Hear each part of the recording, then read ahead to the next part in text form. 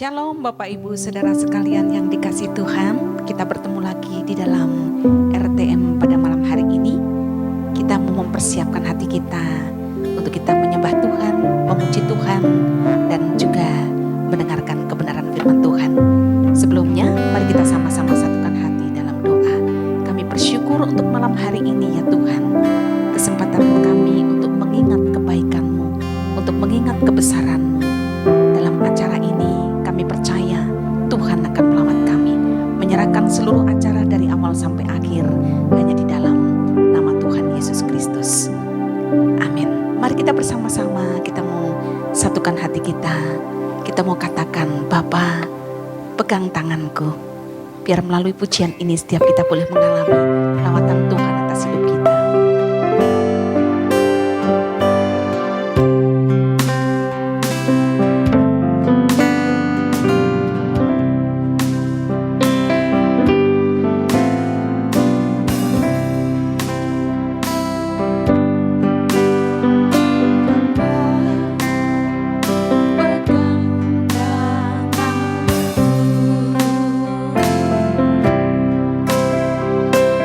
Bapa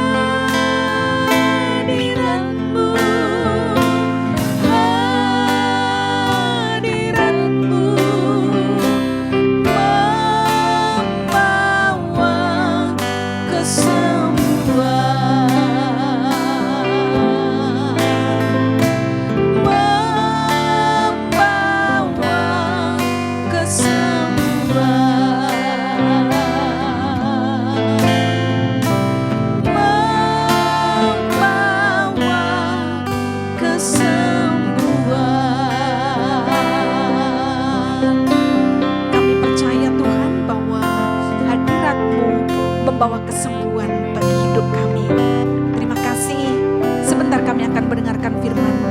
Biar Tuhan, Engkau juga yang beracara di tengah-tengah kami. Engkau yang akan menyampaikan isi hati-Mu, dan kami semuanya boleh hidup di dalam kebenaran-Mu. Dalam nama Tuhan Yesus, amin.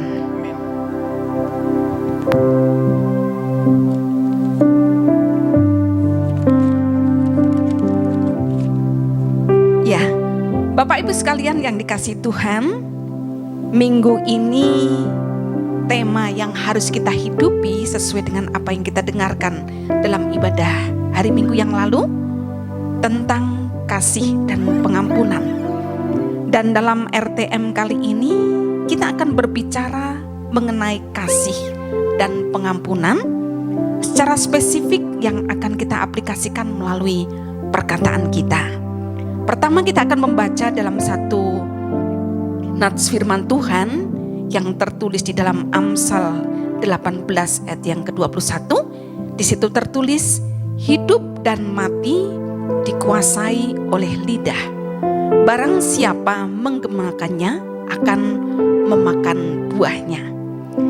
Secara umum ayat ini banyak yang mengartikan betapa perkataan kita atau lidah kita itu memiliki kuasa. Kuasa terhadap diri sendiri, orang yang mempunyai perkataan tersebut, dan juga kuasa terhadap orang lain. Hari-hari ini dunia dihebohkan dengan sebuah peristiwa yang cukup menjadi sorotan bagi dunia. Bapak Ibu tahu apa yang terjadi di Paris beberapa waktu yang lalu, yang terjadi di Perancis. Ada seorang guru yang bernama Samuel Paty yang dia dipenggal kepalanya oleh kelompok ekstremis. Pada waktu itu berita yang sedang berkembang adalah seperti ini. Samuel Paty ini adalah seorang guru dan ada seorang murid yang menceritakan kepada orang tuanya apa yang terjadi di kelas. Murid ini bercerita kepada orang tuanya bahwa guru tersebut memaksa dia untuk keluar dari kelas karena guru tersebut ingin memperlihatkan foto seorang nabi, sehingga dikatakan bahwa apa yang dilakukan oleh Samuel Paty ini merupakan sebuah penghinaan terhadap kelompok tertentu. Ketika mendengar perkataan seperti itu, ayah dari siswi ini kemudian marah dan dia menceritakan kepada komunitasnya tentang apa yang dialami oleh anaknya. Sampai pada akhirnya kelompok ekstremis ini minta secara detail informasi tentang Samuel Paty, dan pada akhirnya Samuel Paty ini dipenggal kepalanya. Peristiwa ini cukup mengguncang dunia dan tentu saja kita yang mendengarkannya sangat miris dengan kejadian itu. Dan pada waktu itu Presiden Perancis menyatakan bahwa apa yang terjadi dengan Samuel Paty ini merupakan sebuah tindakan yang sangat biadab dan sangat menyarankan kepada seluruh warga untuk bisa menghargai tentang menyampaikan pendapat. Tetapi berbeda halnya dengan apa yang terjadi di negara-negara yang lain. Mereka sangat mengecam apa yang dilakukan oleh Samuel Paty dan mengatakan bahwa apa yang dilakukan oleh seorang guru ini sangat dikutuk dan merupakan satu tindakan pelecehan terhadap agama atau kelompok tertentu. Nah, Bapak Ibu Saudara sekalian, peristiwa itu sudah berlalu dan Samuel Paty ini sudah meninggal. Ada banyak orang yang bersimpati, banyak orang yang berempati. Dan setelah peristiwa itu berlalu cukup lama, pada akhirnya muncullah sebuah fakta baru yang merupakan satu kebenaran yang terjadi di balik peristiwa itu. Pada akhirnya anak perempuan yang berusia 13 tahun itu mengaku bahwa apa yang dia katakan itu merupakan sebuah kebohongan.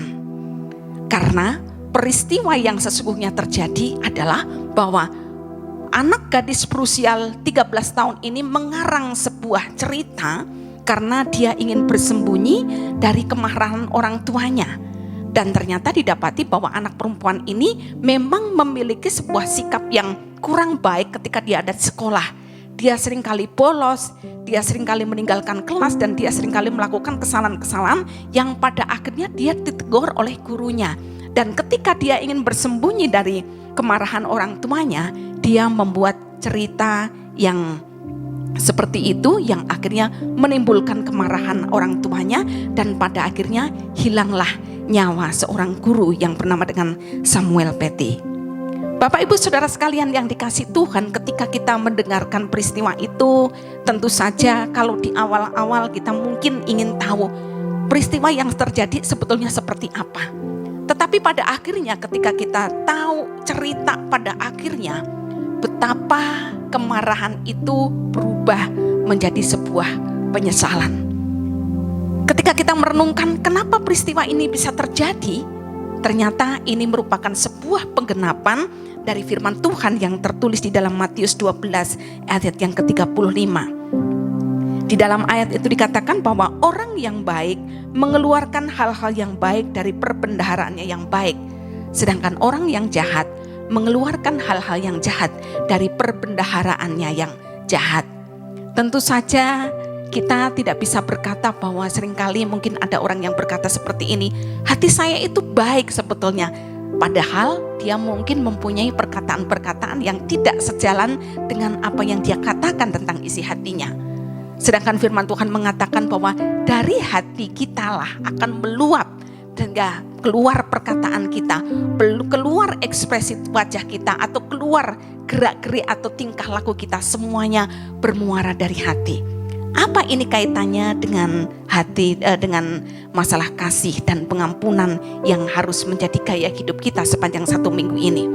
Kita mempercayai bahwa ketika hati kita dipenuhi dengan pengampunan, maka kita akan mudah untuk bisa mengekspresikan kasih. Begitupun sebaliknya, kalau hati kita dipenuhi dengan kasih, maka kita pun juga akan mudah untuk mengekspresikan pengampunan yang harusnya menjadi gaya hidup kita bersama. Ada banyak orang yang kita anggap jahat, atau ada orang-orang tertentu yang kita anggap mungkin memiliki kehidupan yang tidak sesuai dengan yang seharusnya. Bahkan kalau kita melihat ada banyak sekali tokoh-tokoh dunia yang dikatakan mereka adalah orang-orang yang jahat menurut pandangan beberapa orang. Contoh saja misalnya kita sebutkan Hitler. Kenapa Hitler ini menjadi orang yang bagi sebagian besar manusia dikatakan sebagai orang jahat?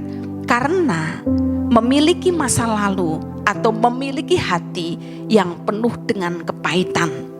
Jadi dari ayat ini atau dari peristiwa ini kita tahu bahwa ketika seseorang itu hidupnya belum dipulihkan, hidupnya penuh dengan kepahitan, hidupnya penuh dengan kekecewaan, maka akan melahirkan tindakan-tindakan yang jahat dari hidupnya. Dan tentu saja kejahatan yang dia lakukan itu berdampak bagi banyak orang. Bapak Ibu Saudara sekalian yang dikasihi Tuhan, ketika kita mengacu kepada ayat-ayat ini, betapa pentingnya kita sebagai anak-anak Tuhan, kita harus memiliki kasih dan pengampunan. Mungkin seringkali hal ini mudah untuk kita katakan, atau seringkali mudah untuk kita bicarakan gitu. Atau mungkin setiap kita mungkin berkata bahwa, oh saya bukan orang yang seperti itu, saya bukan orang yang hidup penuh dengan kebencian, atau mungkin saya juga bukan orang yang hidup dalam kepahitan gitu. Tapi tentu saja melalui sikap-sikap kehidupan kita, melalui perkataan kita, seringkali mungkin orang bisa menilai, orang bisa melihat sebetulnya masih ada atau tidak hal-hal yang kita anggap sebagai satu kepahitan, atau mungkin itu juga kebencian yang ada di dalam hati kita. Dari mana kita bisa menilainya? Semuanya dapat dinilai dari perkataan kita. Tentang apa yang kita katakan tentang sesama kita, apa yang kita katakan tentang orang lain, apa yang kita katakan tentang keadaan-keadaan. Seperti dari awal tadi saya ceritakan tentang kisah seorang gadis. Kenapa dia melakukan hal seperti itu? Karena di dalam hatinya kelompok ini ada kebencian. Mereka ada hidup dalam sebuah trauma, dalam sebuah kepahitan, sehingga apapun yang mereka rancangkan pasti selalu bermuara untuk melakukan hal-hal yang merugikan orang lain. Bapak Ibu Saudara sekalian yang dikasihi Tuhan, bagaimana seharusnya kita berespon terhadap keadaan-keadaan atau terhadap peristiwa-peristiwa yang terjadi di dalam kehidupan kita. Ayat firman Tuhan selanjutnya yang kita mau baca adalah di dalam Matius 12 ayat yang ke-36 dan ayat yang ke-37. Saya akan bacakan untuk kita semuanya. Matius 12 ayat yang 36 dan 37. Tetapi aku berkata kepadamu, setiap kata sia-sia yang diucapkan orang harus dipertanggungjawabkan pada hari penghakiman. Karena menurut ucapanmu engkau akan dibenarkan, dan menurut ucapanmu pula engkau akan dihukum. Hari ini atau tepatnya minggu-minggu ini kita semuanya akan belajar bagaimana supaya setiap kita menjadi orang-orang yang hidup dalam kasih dan dalam pengampunan.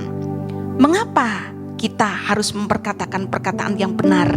Mengapa perkataan kita harus sesuai dengan kebenaran? Atau kenapa kita tidak disarankan atau tidak dianjurkan atau bahkan mungkin dilarang untuk kita memperkatakan perkataan-perkataan yang tidak benar? Karena orang akan mempercayai apa yang kita katakan.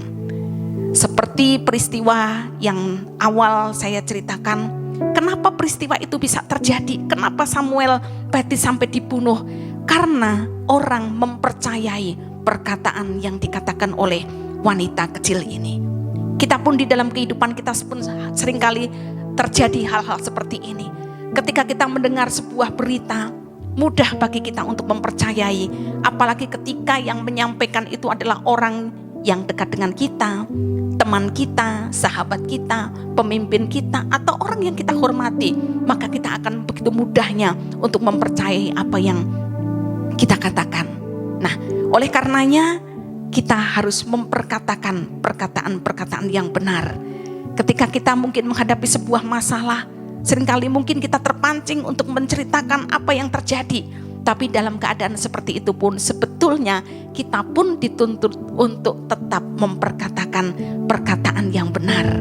Bahkan sekalipun mungkin kita sedang dalam satu kekecewaan, sedang dalam sebuah masalah, kita pun juga dituntut untuk tetap memperkatakan perkataan yang benar. Karena apa?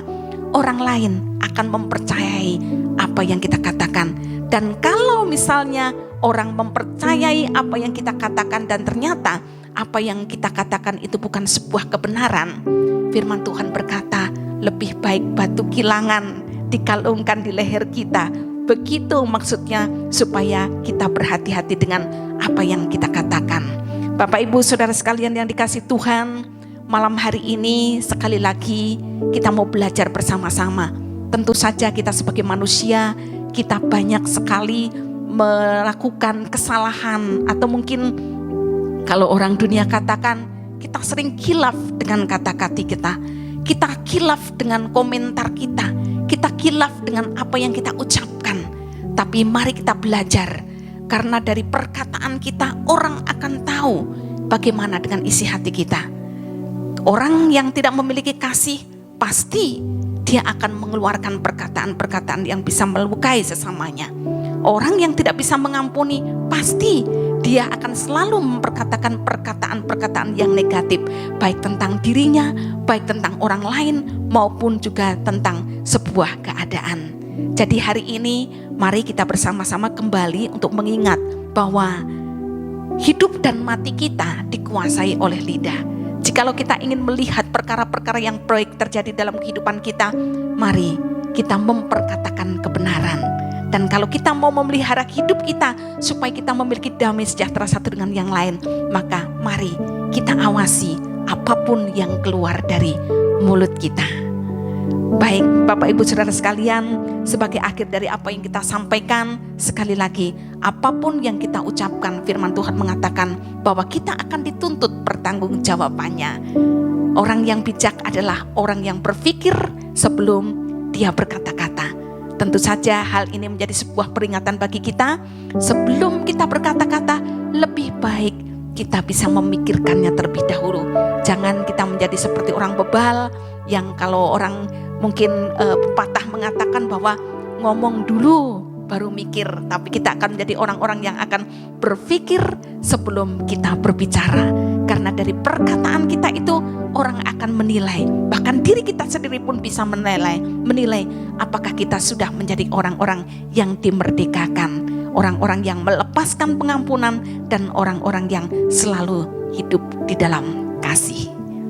Tuhan memberkati kita bersama. Dan juga untuk mengakhiri pertemuan kita dalam RTM ini, mari sekali lagi kita mau angkat hati kita. Kita mau datang kepada Tuhan dengan sebuah pujian. Seringkali hal yang baik yang kita sadari harus terjadi dan harus kita alami. Mungkin kita ingin melakukannya, tetapi seringkali kita merasa bahwa kita tidak sanggup untuk melakukannya. Disitulah kita perlu Roh Kudus, kita perlu Tuhan untuk menolong kita. Yesus yang mampu dan sanggup menolong kita untuk kita melakukan pekerjaan-pekerjaan yang mulia, memampukan kita untuk melakukan pekerjaan-pekerjaan yang sesuai dengan kehendak Bapa. Terima kasih Tuhan, kami bersyukur untuk malam hari ini. Secara khusus Tuhan, kami berdoa supaya kami boleh menghidupi kebenaran firman-Mu. Kami menjadi orang-orang percaya yang hidup dalam kasih dan pengampunan. Salah satu hal yang akan menjadi fokus kami adalah biar sepanjang minggu ini kami mengawasi apa yang kami katakan, dan kami selalu menaruh perhatian terhadap apa yang kami ucapkan. Biar semua yang baik, semua yang suci, semua yang membangun, itu semua Tuhan yang keluar dari mulut bibir kami. Terima kasih Tuhan, terima kasih. Kau Allah yang besar, ajaib dan mulia.